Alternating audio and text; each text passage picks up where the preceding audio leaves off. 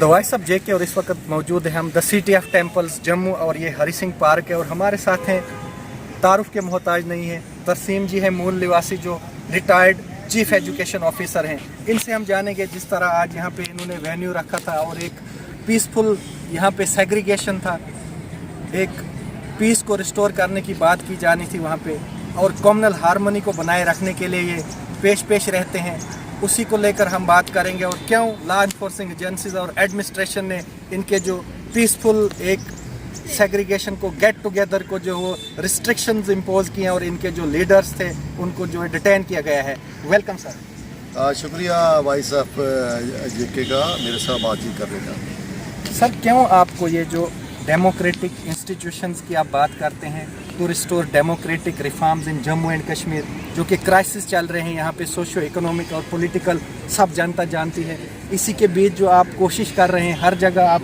Segregation करते हैं, get together करते हैं, लोगों को पीस की बात करते हैं, कम्युनल हार्मनी की बात करते हैं, एकता की बात करते हैं, क्यों रिस्ट्रिक्शन?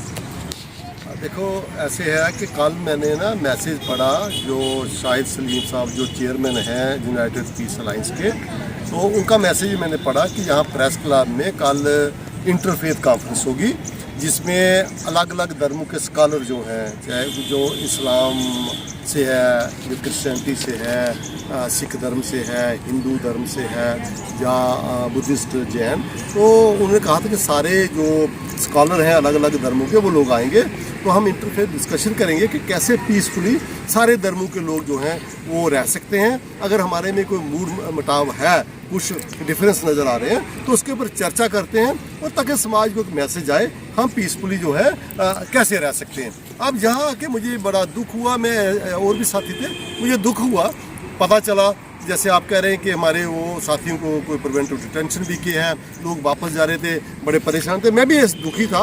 मैं ये सोच रहा था कि डेमोक्रेसी में अगर कोई संस्था अगर वो गलत काम करती है, कोई वो धरना देती है, जहाँ वो कोई जो है कोई बोलती है कि हम जहाँ रोड ब्लॉक कर देंगे, तो वो तो माना जा सकता है कि भाई उसको आप कोई मीटिंग नहीं करने दें। पर ऐसे संजीदा लोग जो जहाँ के समाज के बुद्धिजीवियों को बुला के आपस में कैसे को एग्जिस्टेंस के साथ हर धर्म की इज्जत मान करके रहना चाहते हैं, उनकी मीटिंग ना होने देना ये तो बड़ा अनडेमोक्रेटिक है। ये तो कभी हम सोच भी नहीं सकते कि भारत को ये कहा जा रहा है कि जो मदर ऑफ डेमोक्रेसी है, वो वहाँ एक छोटी ऐसी मीटिंग, और मीटिंग भी क्या कि वहाँ जो बुद्धिजीवी लोग हैं उनका, जैसे कोई अगर सिख प्रचारक है उसका अपने समाज पर जो है असर रहता है, कोई इस्लामिक स्कॉलर है उसका अपने समाज पर जो है असर रहता है, कोई हिंदू स्कॉलर है उसका अपना, कोई बुद्धिस्ट है, कोई क्रिश्चियन है। अगर ये जो लोग हैं इतने इन्फ्लुएंस वाले लोग अगर ये आपस में इकट्ठे बैठते, इनकी यूनिटी होती, वो मैसेज समाज के जाता, तो क्या वो सरकार को फायदा होता कि नुकसान होता?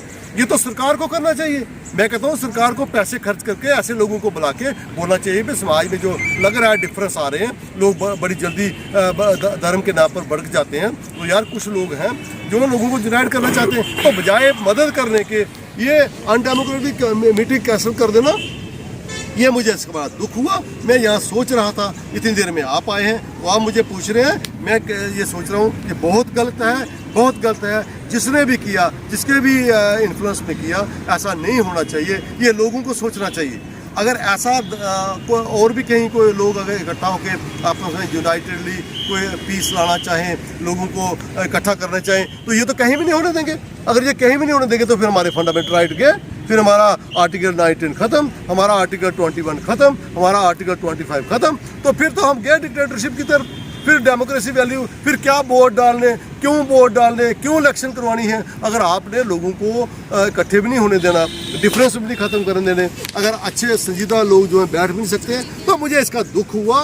वो दुख मैं आपके साथ व्यक्त कर रहा हूँ। क्या जम्मू कश्मीर सरकार जिस कदर हम देख रहे हैं उनका एक्शन ग्राउंड पे, क्या चाहती है कि यहाँ पीस ना रहे, यहाँ अनरेस्ट रहे, यहाँ डेमोक्रेसी की बात ना करे कोई, या एसोसिएशन फॉर डेमोक्रेटिक राइट्स से इंस्टीट्यूशंस ना हो, यहाँ कोई कम्युनल हार्मनी ना बनी रहे? क्यों रिस्ट्रिक्शंस इम्पोज की जा रही हैं? अब ये तो गवर्नमेंट से पूछा जा रहा है, जैसे हम पूछ रहे हैं कि क्या कारण बना है, क्या ये कोई थ्रेट थे, क्या ये कोई ऐसी बात करना चाहते थे जिसे सरकार को लगता है कि नहीं भाई कॉमन राइट हो जाएंगे या लोग आपस में लड़ेंगे? ये तो यूनाइट करना चाहते हैं। तो इससे तो यही लगता है कि जो जम्मू कश्मीर की सरकार है, जैसे सेंटर की सरकार जो है कर रही है, वहाँ भी आप देखें जो भी आदमी बोलता है उसके खिलाफ एक्शन होता है। तो जम्मू कश्मीर भी शायद ऐसा सोच रहे होंगे कि हम कोई मीटिंग शीटें नहीं करने देंगे, क्योंकि सेंटर की सरकार चाहती है तो जम्मू कश्मीर की सरकार भी ऐसा चाहती होगी। लेकिन यहाँ मुझे पूरी हमारे जो लेफ्टिनेंट गवर्नर हैं उनसे पूरी सहमति है, क्योंकि वो डाउन टू अर्थ सब लोगों के पास मिलते हैं, उनके पास जाते हैं, वो जोड़ने की कोशिश करते हैं। तो मुझे लगता है कि ऐसा क्यों हुआ है, शायद हायर अथॉरिटी को पता है या नहीं पता है।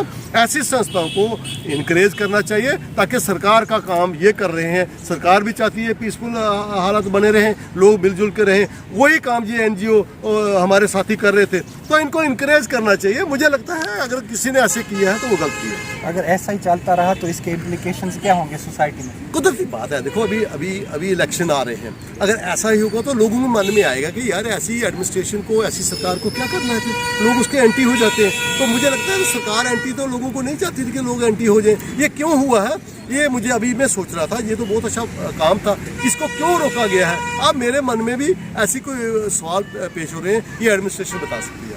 सर, ऐसा कहा जा रहा है कि जो पावरफुल सरकार है और इनके हायर अप्स भी यही कहते हैं कि हम रूल ऑफ लॉ की बात करते हैं, हम रूल ऑफ लॉ स्थापित करते हैं, ट्रांसपेरेंसी और अकाउंटेबिलिटी की बात करते हैं, तो क्यों नहीं हो रहा है रूल ऑफ लॉ स्थापित? वो तो सेंटर में हमारे प्रधानमंत्री जी भी सबका साथ सबका विकास चाहते हैं। तो यहाँ भी यही कहा जा रहा है कि आर्टिकल 370 हटाने के बाद जो छोटी मोटी लोगों को दिक्कतें आती थी, जो सेंटर से सपोर्ट नहीं मिलती थी या कानून इनको करने नहीं देते थे, तो हम डेवलपमेंट करेंगे, सारे लोग खुशहाल हो जाएंगे। तो चाहते तो यही है, ऊपर से तो हमें यही लगता है। लेकिन जब ये लोग, जो संजीदा लोग, जब छोटी मीटिंग करके लोगों में भाईचारा फैलाना चाहते हैं, लोगों को इकट्ठा करना चाहते हैं, कॉमन टेंशन अगर कोई हो उसको फटाफट दूर करने की कोशिश करना चाहते हैं, अगर वो नहीं करना दिया जाए तो फिर करनी और कथनी में थोड़ा फर्क लगता है, जो नहीं होना चाहिए।